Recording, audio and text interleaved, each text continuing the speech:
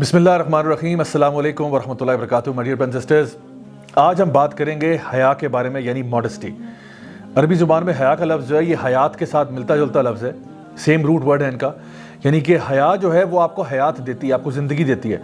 और अगर आपकी ज़िंदगी में हया ही नहीं है तो ये बड़ी ही बेमाने और बेमकसद ज़िंदगी बन जाती है।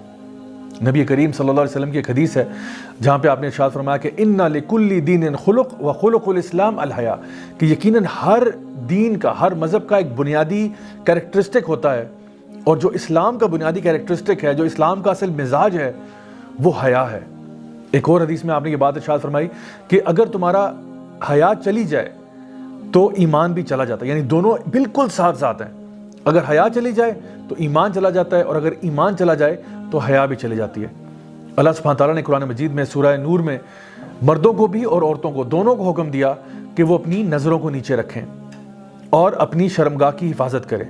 यानी हमारा दीन जो है कॉन्स्टेंटली इस बात को प्रोपेगेट करता है कि इंसान के अंदर शर्म और हया होनी चाहिए। लेकिन अगर आप आजकल की मॉडर्न सोसाइटी को देखें तो उसमें जो वर्ड शेम है, इसको बड़ा नेगेटिवली इस्तेमाल किया जाता है, जैसे कि शेम ऑन यू।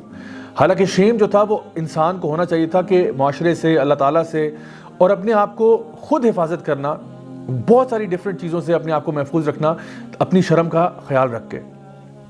नबी करीम सल्लल्लाहु अलैहि वसल्लम ने हमें बार बार इसी चीज़ की तालीम भी दी। लेकिन बहरहाल आजकल का जो मीडिया है वो इस बात पर तुला हुआ है कि औरतों को एक्सपोज करना, ये वेस्टर्न सोसाइटीज़ जो हैं वो एक तरफ तो वुमेन्स राइट्स को चैम्पियन करते हैं, लेकिन यही वो लोग हैं जो कि वुमेन को एक्सप्लॉइट भी करते हैं in the name of entertainment. यानी अगर आपने गाड़ी का भी ऐड देना है तो उसमें किसी औरत को एक्सपोज ज़रूर किया जाता है। पूरी की पूरी आप मूवी इंडस्ट्री देख लें, पूरी की पूरी आप जो इनकी म्यूज़िक इंडस्ट्री है उसको देख लें, कितना ज़्यादा ऑब्जेक्टिफिकेशन की जाती है औरतों की, ताकि वो अपनी हया को छोड़ दें। याद रखिए कि हया जो है वो दो किस्म की होती है, एक तो अच्छी हया होती है और एक बुरी हया होती है। अच्छी हया ये है कि आपके दिल में शर्म महसूस हो कि मैं कोई भी ऐसा काम नहीं करना चाहता जो अल्लाह और रसूल के दीन के ख़िलाफ़ है। और बुरी हया ये है कि आप नेक काम करने में शर्मा जाएं। यानी आप नमाज़ पढ़ने जा रहे थे, आपके दोस्त यार वहाँ बैठे हुए थे, लेकिन आप नमाज़ नहीं पढ़ना चाह रहे। क्यों? कि लोग कहेंगे कि ओहो ये तो बड़ा मौलवी हो गया। ये गलत बात है। या कोई ये कहे कि तुम बहुत नेक हो गए, हम बड़े गुनाहगार हैं जो तुम उठ के नमाज़ पढ़ने जा रहे हो। तो कभी भी नेकी को करने में हया नहीं होनी चाहिए, लेकिन बुराई को करने में लोगों की भी हया होनी चाहिए, और अल्लाह ताला से सबसे ज़्यादा आपको हया होनी चाहिए। चाहे आप अकेले में इंसान बैठा हो, उसको मालूम हो कि मेरा अल्लाह तो मुझे देख रहा है। इसलिए ये चीज़ बड़ी अहम है हम सबको फॉलो करने के लिए। एक बहुत ही ज़बरदस्त किताब है सिलसिला मुफ़्सिदातुल क़ुलूब शेख सालेह अल मुनज्जिद की, जिसमें वो दो बहुत ही खूबसूरत वाक़यात का जिक्र करते हैं जो मैं आज आपके सामने पेश करना चाहता हूँ। छोटी छोटी सी दो स्टोरीज़ हैं।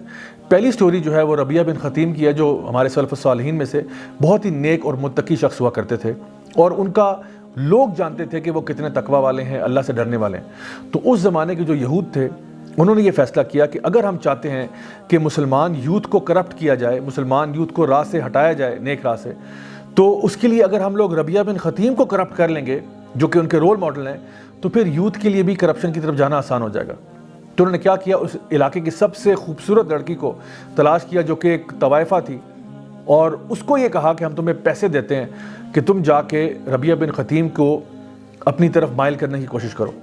वो लड़की जो थी वो इंतहाई खूबसूरत थी। उसने मस्जिद के बाहर वेट करना शुरू किया। रबिया बिन ख़तीम वहाँ से निकलते हैं, वो उनके पीछे पीछे चलना शुरू कर देती है। जब आप अपने घर तक पहुँचे तो उसने पीछे से शेर व शायरी में कुछ ज़बरदस्त किस्म के कलिमात इरशाद फरमाए, और ये कहा कि क्या तुम नहीं देखना चाहते मुझ हसीन औरत की तरफ, मैं तुम्हारे लिए यूँ कर दूँगी, तुम्हारे लिए ऐसा कर दूँगी, तुम्हारी ज़िंदगी में बहारें आ जाएंगी, और बड़ी बड़ी ऐसी प्यारी और ख़ूबसूरत बातें उसने करना शुरू कर दी। अब एक तो लड़की खूबसूरत है, ऊपर से उसकी आवाज़ बहुत सुरीली है, ऊपर से वो जो कलाम पढ़ रही है वो ऐसा है कि जो दिल को पिघला के रख दे। रबिया बिन ख़तीम पीछे मुड़ के देखते हैं और उसको अशार में ही जवाब देते हैं कि ए औरत, वो दिन कैसा होगा जब तेरी ये खूबसूरती चली जाएगी, वो दिन कैसा होगा जब तू दुनिया से चली जाएगी और तुझे फिर कब्र के अंदर दफना दिया जाएगा, वो दिन कैसा होगा जब मुनकर और नकीर तेरे साथ कब्र में दाखिल होंगे और तुझसे सवाल पूछेंगे, मन रब्बो का, बता तेरा रब कौन है, माँ दीनों का, बता तेरा दीन क्या है, मन नबियों का, बता तेरा नबी कौन था जिसको तू फॉलो करती थी। और अगर तू जवाब ना दे पाई उस दिन तो सोच के तेरे साथ क्या सलूक होगा कब्र के अंदर, और फिर तू अल्लाह के सामने कैसे जाएगी क़यामत वाले दिन। कभी सोचा तूने कि उस दिन तेरा क्या मामला बनेगा। वो औरत इतनी खौफसदा हुई इस पूरी बात को सुन के कि वो वहाँ से भाग गई। रबिया बिन ख़तीम वो थे جو کسی حال میں بھی اپنی حیا کا سودا نہیں کر سکتے تھے۔ ایک اور شخص ابو بکر المسکی کا واقعہ بھی شیخ صالح المنجد اپنی کتاب میں ذکر کرتے ہیں، جو ہمارے سلف صالحین میں بہت ہی نیک اور اخلاص والے، اللہ سے ڈرنے والے شخص ہوا کرتے تھے۔ ابو بکر المسکی خود بتاتے ہیں کہ میں جب تقریباً 16-17 سال کا تھا تو میری ایک کزن ہوا کرتی تھی جو کہ بہت خوبصورت تھی اور میں اس میں انٹرسٹڈ بھی تھا۔ عمر میں وہ ان سے بڑی تھی، لیکن کہتے ہیں کہ میں اس میں انٹرسٹڈ تھا اور وہ کنفرم میرے میں انٹرسٹڈ تھی، کیونکہ اس نے باتوں باتوں میں یہ بات کا اظہار بھی کیا ہوا تھا۔ لیکن ابو بکر المسکی نے کبھی اس بات کا اظہار اس کے سامنے نہیں کیا تھا۔ تو کہتے ہیں ایک دن کیا ہوا کہ اس نے مجھے انویٹیشن بھیجا کہ جی ہمارے گھر پہ ایک دعوت ہے، سارے فیملی ممبرس کو بلایا ہوا ہے، تو آپ بھی تشریف لے آئیں۔ تو ابو بکر المسکی نے کہا کہ ٹھیک ہے جی، میں بھی وہاں پہ چلا گیا۔ اچھا، جب وہاں پہ جاتے ہیں تو کہتے ہیں کہ میں نے دیکھا کہ وہاں پہ کوئی بھی نہیں تھا سوائے میرے، اور ایک دم سے وہ دروازہ جو ہے وہ بند کر دیا اس نے، اور اس نے مجھے کہا کہ میں تو کب سے اس انتظار میں تھی کہ آپ اور میں اکیلے ہوں۔ ابو بکر المسکی جو اللہ سے بہت ڈرنے والے تھے، ان کو خیال آیا کہ اب میں یہاں سے کیسے نکلوں۔ انہوں نے جواب میں کہا کہ اگر آپ سچ پوچھیں تو میں بھی آپ میں بہت انٹرسٹڈ ہوں، اور مجھے بھی بڑی خوشی ہے کہ ہم دونوں آج اکیلے ہیں اور ایک ساتھ ہیں، لیکن چونکہ میں یہ ایکسپیکٹ نہیں کر رہا تھا، آپ مجھے تھوڑی سی مہلت دیں کہ میں ذرا واش روم سے ہو آؤں اور ذرا فریش اپ ہو کے پھر آپ کے پاس میں آتا ہوں۔ تو اس نے کہا ٹھیک ہے جی، آپ جائیں، اور جب آپ واپس آئیں گے تو میں آپ کا انتظار کر رہی ہوں گی۔ ابو بکر المسکی واش روم جاتے ہیں اور قضائے حاجت کے لیے، اور پھر جو بھی اپنا جو ریفیوج ہے، جو گند بلا ہے، اس کو سارا اپنے اوپر مل لیتے ہیں، اپنے پورے کپڑوں کے اوپر، لباس کے اوپر۔ یعنی بڑا کراہیت والا کام ہے، بڑا ہی آپ سمجھ لیں کہ ایسا کام ہے جو کوئی انسان بھی اس کو کرتے ہوئے اس کو بڑی گھن محسوس ہوگی، اور انتہائی مکروہ کام ہے۔ انہوں نے سارا وہ گندگی اٹھائی اور اپنے کپڑوں پہ مل دی، اور پھر باہر آ کے اس سے پوچھتے ہیں کہ کیا اب بھی تم مجھ سے پیار کرتی ہو؟ وہ عورت سخت خفا ہوئی اور اس نے غصے سے ان کو کہا کہ اب آپ میرے گھر سے نکل جائیں، میں نے اتنی محنت کی، اپنے گھر والوں کو نکالا، جو بھی سرونٹس ہیں، گھر کے ملازمین ہیں، ان کو بھیجا، اور آپ میرے ساتھ یہ سلوک کرتے ہیں۔ ابو بکر المسکی نے جلدی سے دروازہ کھولا اور وہاں سے نکلے اور دوڑتے دوڑتے اپنے گھر واپس چلے گئے۔ کہتے ہیں کہ میں نے اپنا لباس چینج کیا، غسل کیا، وضو کیا، اس کے بعد میں نے نماز پڑھی، اللہ تعالیٰ کے آگے گڑ گڑا کے دعائیں کیں اور معافی مانگی کہ اللہ مجھ سے غلطی ہو گئی۔